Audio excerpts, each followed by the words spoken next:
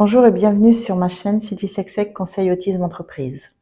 Je voudrais vous parler aujourd'hui de l'adéquation entre la culture d'entreprise dans laquelle travaille un salarié ou une salariée autiste et ses spécificités de fonctionnement. Alors c'est une chose que j'ai constatée au cours de mon parcours professionnel quand j'étais salariée avant d'être diagnostiquée. Mais c'est une chose aussi que j'ai lue, puisque quand j'ai repris des études, donc après avoir été diagnostiquée, j'ai fait un mémoire sur le thème des aménagements pour les salariés autistes en entreprise ordinaire. Et vraiment dans la littérature internationale, c'est vraiment un thème qui est assez récurrent, donc la nécessité d'avoir une adéquation justement entre le profil de la personne autiste et la culture d'entreprise.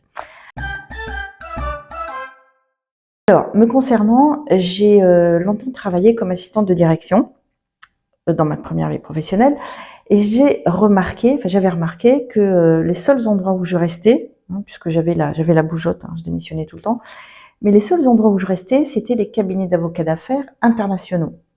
Bon, et j'ai compris après, mais très tardivement, quand j'ai été diagnostiquée et que j'ai commencé à travailler avec ma psychologue sur mon profil, j'ai vu donc ce qui me reliait, ce qui m'attirait dans ces environnements.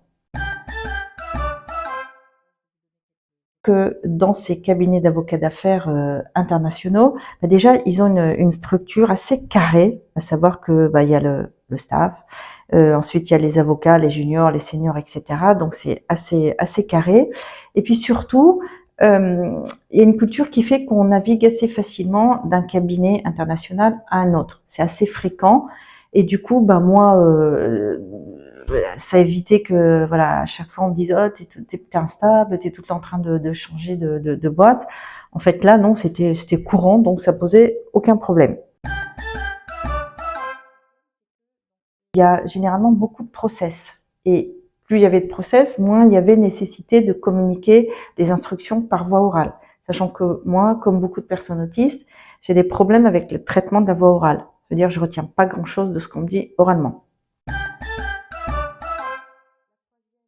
C'était donc des environnements anglophones. Bon, j'étais à l'aise avec les langues et que surtout il n'y avait pas cette culture de la pause café. Parce que moi, la pause café, déjà j'ai bois pas de café, mais en plus j'ai pas trop grand-chose à dire. Puis ça me coupe dans ma concentration. Si je reviens de la machine à café, j'ai du mal à retrouver ma concentration. Donc tout ça m'arrangeait très bien. C'était le droit, même si c'était le droit des affaires, c'est du droit, donc la justice, le droit. Et comme beaucoup d'autistes, pour moi, le respect des règles est très très important. Voilà encore une raison. Alors, il y en a plein d'autres.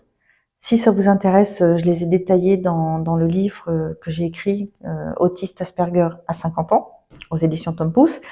Bien écoutez, c'est terminé. J'espère que cette vidéo vous a plu.